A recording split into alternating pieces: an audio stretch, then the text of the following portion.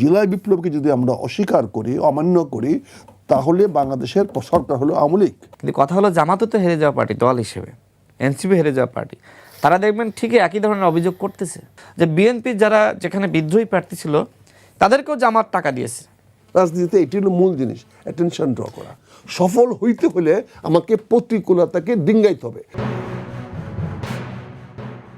জুলাই বিপ্লব যদি আওয়ামী লীগকে পুনর্বাসিত করতে হয়, তাহলে তো আজকে বাংলাদেশের প্রধানমন্ত্রী হবে শেখ হাসিনা। বাংলাদেশের বর্তমান যে সংবিধান আছে, সেই সংবিধান মোতাবেক জুলাই বিপ্লবকে যদি আমরা অস্বীকার করি, অমান্য করি, তাহলে বাংলাদেশের সরকার হলো আওয়ামী লীগ, বাংলাদেশের প্রধানমন্ত্রী হলো আওয়ামী লীগ। কারণ আওয়ামী লীগ 2024 সনের একটা নির্বাচনে অংশগ্রহণ করে জয়লাভ করেছে, সেটাতে আমরা মানিকে না মানি সেটা বড় কথা নয়। কারণ আমি যদি বিপ্লবের সঙ্গে ধারণা পোষণ না করি, বিপ্লবের সঙ্গে সম্পর্ক না রাখি, আমি জুলাই বিপ্লবকে অস্বীকার করি, তাহলে সেই দায় দায়িত্ব আমার হবে। একদিক দিয়ে বলছি আমরা জুলাই বিপ্লবের পক্ষে, আরেক দিক দিয়ে আমরা বলছি সংবিধান অনুযায়ী সরকার গঠিত হয়েছে। আমরা দেখেছি এই সরকার বা বিএনপি এই নির্বাচনে জয়লাভ করে তারা জুলাই সনদে অঙ্গীকার দস্তখত করে নাই, অথচ জুলাই সনদ উত্তর এই সংসদ নির্বাচন হয়েছে জুলাই সনদের ভিত্তিতে। এটা কোনো সংবিধানের ভিত্তিতে নির্বাচন হয় নাই। এই নির্বাচন সাংবিধানিক নয়, এই নির্বাচনটা হয়েছে জুলাই সনদের ভিত্তিতে। তো জুলাই সনদের ভিত্তিতে নির্বাচিত হয়ে সে সংসদ জুলাইয়ের অঙ্গীকার দস্তখত করে নাই, মানবে বলে অঙ্গীকার দেয় নাই। তো সেখানে সে জুলাই সনদে থাকলো কোথায়? আমরা হেরে গেলে অন্যকে দায়ী করি, জিতে গেলে নিজেকে ফেয়ার মনে করি। এই মানসিকতা আমরা দেখে আসতেছি। আমাদের এইটুকু উদারতা আমরা দেখাতে পারি নাই যে আমি হয়তো আমার ব্যর্থতার জন্য হেরে গেছি।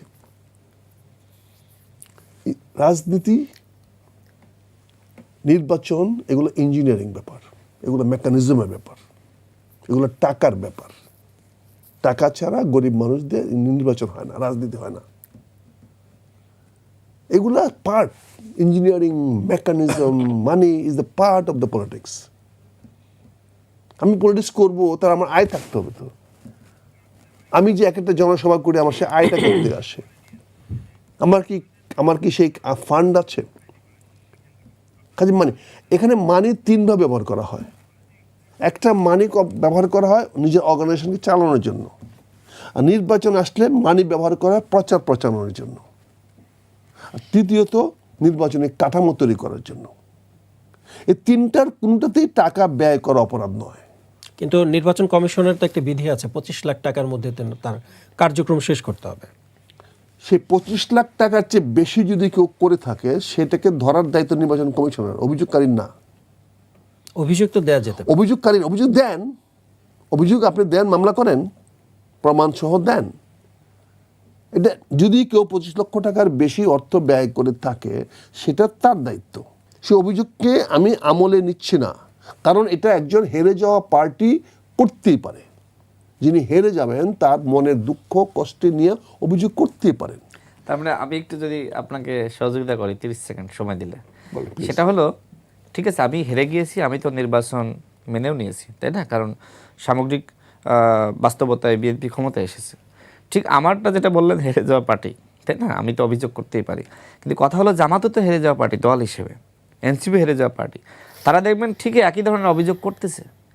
তারা একই ধরনের অভিযোগ করতেছে। তার মানে ভাই যেমনিভাবে আমার বক্তব্য আমলে নিচ্ছে না, ঠিক একইভাবে জনগণও কিন্তু জামাত বা এনসিপির বক্তব্য আমলে নিচ্ছে না। আমরা ঠিক আছে হেরে গিয়েছি, কিন্তু সেখানে জামাত যেটি করেছে, বিশেষ করে আমরা যারা যুগপথের আন্দোলনের নেতৃত্বে জায়গায় ছিলাম, যাদেরকে আসন ছেড়ে দিয়েছে, সেখানে জামাত যেটি করেছে, সেখানে ভাবছে যে এই যারা প্রার্থী আছে তারা তো আসলে অন্যান্য প্রার্থীর তুলনায় দুর্বল। এই জায়গাগুলোতে তারা বেশি পরিমাণ টাকা তারা ইনভেস্ট করে। আপনি খোঁজ নেন, প্রায় 25টির মতন যুগপথের যারা প্রার্থী ছিল বা বিএনপির যারা ছিল, এই 25টির মানে বিদ্রোহী ছিল, এই জায়গাগুলোতে তারা বেশি ইনভেস্ট করেছে, যে এখানে সহজে আসলে জিতে আসা সম্ভব। এবং এটি শোনা যাচ্ছে যে বিএনপির যারা যেখানে বিদ্রোহী প্রার্থী ছিল তাদেরকেও জামাত টাকা দিয়েছে তাদেরকে নির্বাচনে দাঁড়িয়ে রাখার জন্য। দেখেন বিএনপি আমার কাছে যেটি মনে হয়েছিল 280+ আসন পাবে, কিন্তু পেল না। এর কারণটা কি? কারণ ওই যে বিদ্রোহী প্রার্থী, এবং শোনা যাচ্ছে যে ওই বিদ্রোহী প্রার্থীদেরকে ফান্ডিং করেছে জামাত। যে একটু আমি জনাব আখতারুজ্জামান 30 সেকেন্ডের জায়গায় আপনি 3 মিনিট দিয়েছেন, যাই হোক কোনো সমস্যা নাই। আমি কিন্তু বলি না রাশেদ ফেল করেছে, আমি তো একবারও ওনার নামটা নিইনি। আমি বলছি যারা হেরে গেছে তাদেরকে আমি আমলে নিচ্ছি না। সেটার মধ্যে এনসিপি হইতে পারে, জামাত হইতে পারে, বিএনপি হইতে পারে, সেটা হলো গুড। সেটা যেই হেরে যাক, সে হারু পার্টি অন্যকে কখনো, এটি আমাদের রাজনীতি মানে ট্রেজেডি। এই দেশের বাংলাদেশের রাজনীতিবিদরা আমরা কখনোই পরাজিত পার্টি বিজয়ী পার্টিকে স্বাগত জানাই না। কাজে আমি যে কথাটা বলতে চাচ্ছি, এখানে আসতেছি, জি। এখানে একটা পয়েন্ট আমি বলি, সংবিধান নিয়ে কথা উঠছে, কিছুটা সংবিধানে ক্লারিফিকেশন দিয়েছেন। এখানে সংবিধানকে যদি আমি খণ্ডিতভাবে পড়ি, এক এক জায়গায় এক এক অর্থ হবে, কিন্তু এটা যদি সামগ্রিকভাবে পড়ি তাহলে বুঝতে হবে এখানে সংবিধান বিলুপ্ত করার একটা নিয়ম দেওয়া সংবিধানে দেওয়া আছে। এখানে সংসদ সদস্য না থাকার ঘটনা আছে। আমি নিজেও কিন্তু সংসদ সদস্য হারিয়েছি, আমি দলের বিরুদ্ধে ভোট না দিয়ে নয়, আমি সংসদে যাওয়ার জন্য, সংসদে যাওয়ার জন্য। কাজে অতীত আপনার কাছে যেহেতু ইনফরমেশনগুলো অনেক ল্যাক আছে, ব্যাকিং আছে, আনফর্চুনেটলি আমরা দেখেছি বেশি, হয়তো বুঝেছি কম, কিন্তু দেখার অভিজ্ঞতা আমাদের একটু বেশি। কাজে আজকে আপনি সব কিছুই আমার মতো করে ইন্টারপ্রেট করলে হবে না। আমি ইন্টারপ্রেশন করব, আপনি গ্রহণ করবেন। আমি ভালো বলছি না মন্দ বলছি এটা আমি যাচাই করব না, এটা যারা শুনবেন যারা দেখবেন তারা করবেন। এখানে আমি বলছি আমাদের এই ব্লেম গেম রাজনীতি থেকে বেরিয়ে আসতে হবে। ব্লেম গেম রাজনীতির কারণে আজকে আমরা রাজনীতিতে তিক্ততা নিয়ে আসতেছি। কেউ পিপুল বলে, কেউ জনগণ বলে, কেউ পিপুল বলে, কেউ জনগণ বলে। এখন 21শে ফেব্রুয়ারি একটা ইংরেজি শব্দ, এটা যদি বাংলায় তর্জমা করেন তাহলে এটা 8ই ফাল্গুন হবে। কিন্তু আপনি 21শে বৈশ্বিকভাবে পরিচিত, 21শে না না ফেব্রুয়ারি বৈশ্বিকভাবে পরিচিত, এটার নাম বৈশ্বিকভাবে পরিচিত নাম। আমি আখতারুজ্জামান, এখন ইংরেজি নয়, বাংলা নয়, উর্দু নয়, আরবি নয়, ফার্সি নয়, কিন্তু আন্তর্জাতিক মাতৃভাষা, কিন্তু আমার মেজর শব্দটা 8ই ফাল্গুন রাখলে কি এটা মর্মার্থ কেউ ওভাবে এটা গ্রহণযোগ্যতার ব্যাপার। গ্রহণযোগ্যতা একজন প্রস্তাব করতে পারে, প্রস্তাব করাটা তো অপরাধ হতে পারে না, প্রস্তাবটাকে অপরাধ, তার মানে সে হি সাকসেসফুল, যে প্রস্তাবটা করে সে কগনিজেন্সে নেওয়ার জন্য সে অ্যাটেনশন ড্র করতে পারছে। রাজনীতিতে এটি হলো মূল জিনিস, অ্যাটেনশন ড্র করা। রাজনীতিতে যে যখন বক্তব্য দেয় তার মূল লক্ষ্য থাকে জনগণের মনোযোগ আকর্ষণ করা। জনগণের মনোযোগ আকর্ষণ করতে গিয়ে যা ইচ্ছা তাই কি করা যাবে? এটা কি যা ইচ্ছা তাই হলো? মানে 21শে ফেব্রুয়ারি নাম পরিবর্তন করার ইচ্ছা, এটা তো মানে এটা আপনি এটাকে খুব ছোট করে দেখছেন কিনা? না না, আমি ছোট করে বড় করে দেখার প্রশ্ন না। আমার প্রশ্ন হচ্ছে একজন প্রস্তাব দিয়েছে, সেই প্রস্তাবের যৌক্তিকতা থাকতে পারে নাও থাকতে পারে, কিন্তু সেটা অপরাধ হতে পারে না। সে 21শে ফেব্রুয়ারি এটা ইংরেজি মাসের নাম এবং তারিখ, আমরা সেটা প্রচলিত আছি। 8ই ফাল্গুন কথাটা আজকে নতুন নয়, এটা আমরা 69 সন থেকে বলেছি। আমরা 69 সনেও আমরা এই দেশের ভাষানী ন্যাপের লোকেরা 21শে ফেব্রুয়ারি পালন করতো না, 8ই ফাল্গুন পালন করতো। এটা নতুন কিছু না।